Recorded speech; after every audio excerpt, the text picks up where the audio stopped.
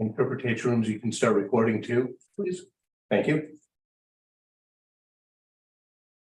And we're good. Okay. Good evening, everyone. Welcome to the Board of Education workshop meeting. Today is Tuesday, September 12th. Time is now 7:03. With me this evening, I have member Karen Nelson Bakey, Secretary of Board of Ed, Sherry McCready Pritchard, board member Colin Hostin, and board member Mary Ellen Flaherty Ludwig. And also we have Dr. Estrella with her team. I won't name them all, but they're all here. And with that being said, we have the Pledge of Allegiance.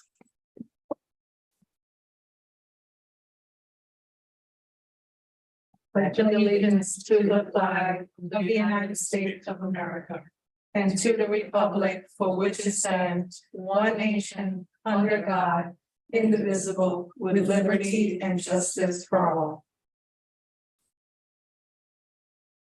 Well, thank you everyone for being here this evening. We're going to have a lot of information. So refresher for some of us that were at the retreat this weekend and new information for the public. And with that being said, I'll transfer the meeting to Dr. Alexandra Estrella. Thank you, Chairperson Carpio. Good evening, everyone. Today we are going to have the opportunity to go into greater depth around the state accountability data. We had an opportunity during the board retreat to start providing the board and the public with some highlights of our data metrics. And most importantly, highlight the fact that we've had some things to celebrate that we wish to share with you, particularly around growth across our schools that I think is important to highlight. One of the things that you will see that's a little different than how the state presents the data is that we are going to be looking at cohort data of students, because I think it's important for us to compare apples to apples, not apples to oranges. And it gives us a better sense of the progress our students have made.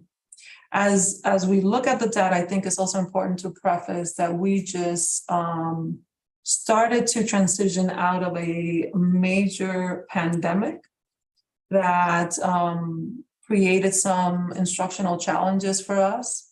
And despite that, I want to say that our educators across the district have done an incredible job of supporting our students to continue to demonstrate growth throughout their learning experience.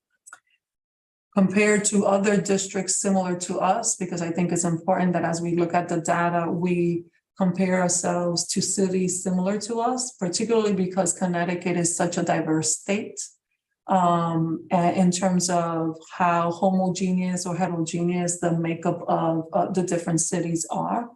It is critical that we look at other cities similar to us and really see the progress that we've made thus far. Are we satisfied with the results? Absolutely not. We are constantly looking at ways in which we can continue to support our students so that they can grow and achieve above and beyond where they are now. But we still, despite that, have a lot to celebrate. So I'm going to turn it over now to Diane Filardo, who will be engaging us in a thorough presentation of our data metrics.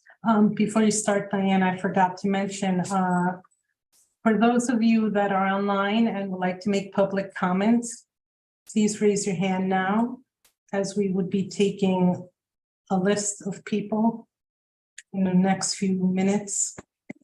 I know that it has to be on the workshop topics only.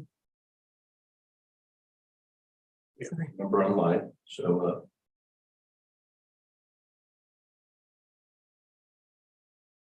Okay.